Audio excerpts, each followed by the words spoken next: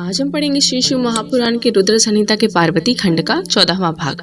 बाकी सारे भाग हमारे चैनल के प्लेलिस्ट में हैं, आप वहां जाकर सुन सकते हैं। तो शुरू करते हैं। श्री शिव की आराधना के लिए पार्वती जी की दुष्कर तपस्या। ब्रह्मा जी कहते हैं देवर से, तुम्हारे चले जाने पर प्रफुल्लित हुई पार्वती ने महादेव जी को तपस्या से ही साध्य माना और तपस्या के लिए ही मन में निश्चय किया। तब उन्होंने अपनी सखी जया और विजया के द्वारा पिता हिमाचल और माता मैना से आज्ञा मांगी। पिता ने तो स्वीकार कर लिया, परंतु माता मैना ने स्नेहवश अनेक प्रकार से समझाया और घर से दूर वन में जाकर तप करने से पुत्री को रोका। मैना ने तपस्या के लिए वन में जाने से रोकते हुए माँ बाहर न जाओ ऐसा कहा। इसलिए उस समय शिवा का नाम उमा हो गया। मुने शैलराज की प्यारी पत्नी मैना ने रोकने से शिवा को दुखी हुई जान अपना विचार बदल दिया और पार्वती को तपस्या के लिए जाने की आज्ञा दे दी। मुनिश्रेष्ठ, माता की वह आज्ञा पाकर उत्तम व्रत का पालन करने वाली पार्वती ने भगवान शंकर का स्मरण करके अपने मन में बड़े सुख का अनुभव किया। माता पिता को प्रसन्नता पूर्वक प्रणाम करके शिव के स्मरण पूर्वक दोनों सखियों के साथ वे तपस्या करने के लिए चली गईं। अनेक प्रकार के प्रिय वस्त्रों का परित्याग करके पार्वती ने कटी प्रदेश में सुंदर मुंज की मेखला बांध शीघ्र ही वल्लक धारण कर लिए। हार का परिहार करके उत्तम मृग चर्म को हृदय से लगाया। तत्पश्चात वे तपस्या के लिए गंगावतरण यानी गंगोत्री तीर्थ की ओर चली, जहां ध्यान लगाते हुए भगवान शंकर ने कामदेव को दग्ध किया था। हिमालय का वह शिखर गंगावतरण के नाम से प्रसिद्ध है।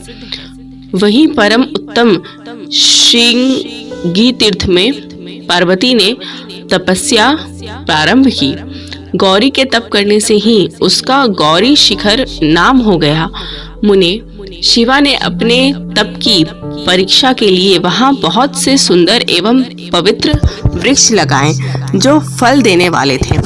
सुंदरी पार्वती ने पहले भूमि शुद्ध करके वहां एक वेदी का निर्माण किया।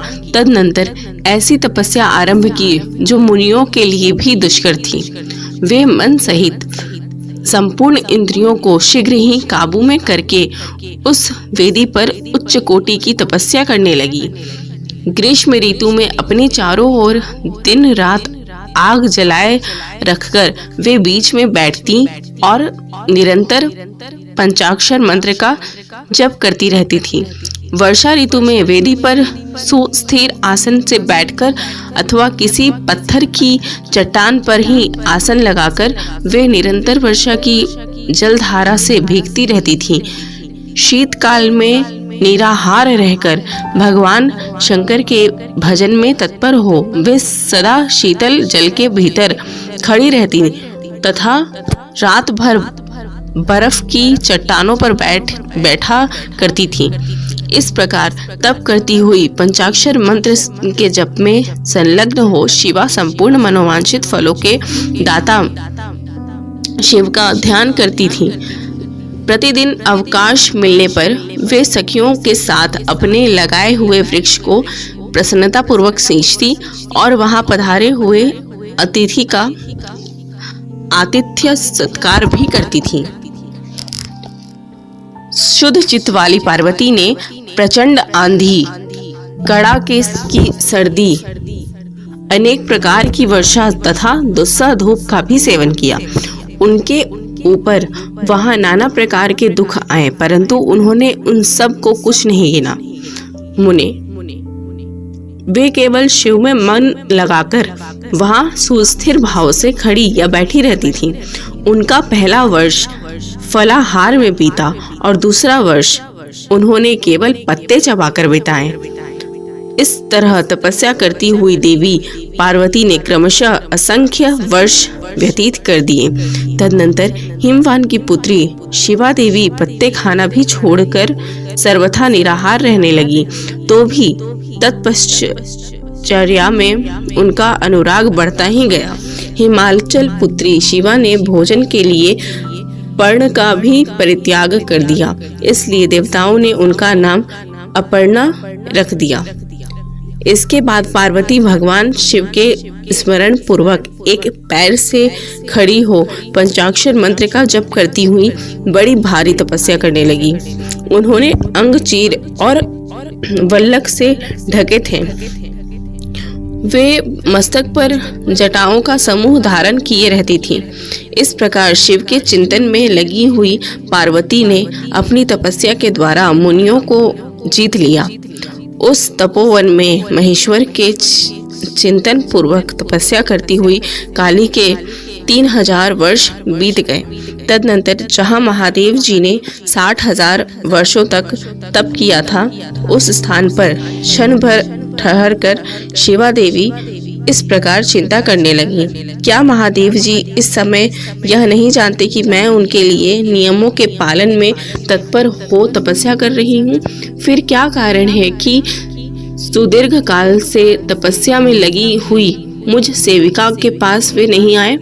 लोक में, वेद में और मुनियों द्वारा सदा गिरीश की महिमा का गान किया जाता है। सब यही कहते हैं कि भगवान शंकर सर्वज्ञ, सर्वात्मा, सर्वदर्शी, समस्त ऐश्वर्यों के दाता, दिव्य शक्ति संपन्न, सबके मनोभाव को समझ लेने वाले, भक्तों को उनकी अभिष्ट वस्तु देने वाले और सदा समस्त क्लेशों का निवारण करने वाले हैं। यदि मैं समस्त कामनाओं का परित्याग करके भगवान वृषभध्वज में अनुरक्त हुई हूँ, तो वे कल्याणकारी भगवान शिव यहाँ मुझ पर प्रसन्न हो। यदि मैंने नारद तंत्रोक्त शिव पंचाक्षर मंत्र का सदा उत्तम भक्ति भाव से विधि पूर्वक जप किया हो, तो भगवान शंकर मुझ पर प्रसन्न हो। यदि मैं सर्वेश्वरी शिव की भक्ति से युक्त एवं निर्विकार हूँ, तो भगवान शंकर मुझ पर अत्यंत प्रसन्न हो। इस तरह नित्य चिंतन करती हुई जटा वल्लक धारिणी निर्विकारा पार्वती मुंह नीचे किए सुदीर्घ काल तक तपस्या में लगी रही। उन्होंने ऐसी तपस्या की जो मुनियों के लिए भी दुष्कर थी। वहां उस तपस्या का स्मरण करके पुरुषों को बड़ा विस्मय हुआ। महर्षि, पार्वती की तपस्या का जो दूसरा प्रभाव पड़ा था, उसे भी इस समय सुनो। जगदम्बा पार्वती का वह महान तप परम आश्चर्यजनक था, जो स्वभावतः एक दूसरे के विरोधी थे। ऐसे प्राणी भी उस आश्रम के पास जाकर उनकी तपस्या के प्रभाव से विरोध रहित हो जाते थे। सिंह और गौ आदि सदा रागादि दोषों से संयुक्त रहने वाले पशु भी पार्वती के तप की महिमा से वहां परस्पर बाधा नहीं पहुंचाते थे। मुनिश्रेष्ठ, इनके अतिरिक्त जो स्वभावतः एक दूसरे के वैरी हैं, वे चूहे, बिल्ली आदि दूसरे जीव भी उस आश्रम पर कभी रोष आदि विकारों से युक्त नहीं होते थे। वहां के सभी वृक्षों में सदा फल लगते रहते थे। भांति भांति के तृण और विचित्र पुष्प उस वन की शोभा बढ़ाते थे। वहां का सारा वन प्रांत कैलाश के समान हो गया। पार्वती के तप की सिद्धि का साकार रूप बन गया। तो यहाँ पे हमारा 14वां भाग कंप्लीट होता है। धन्यवाद।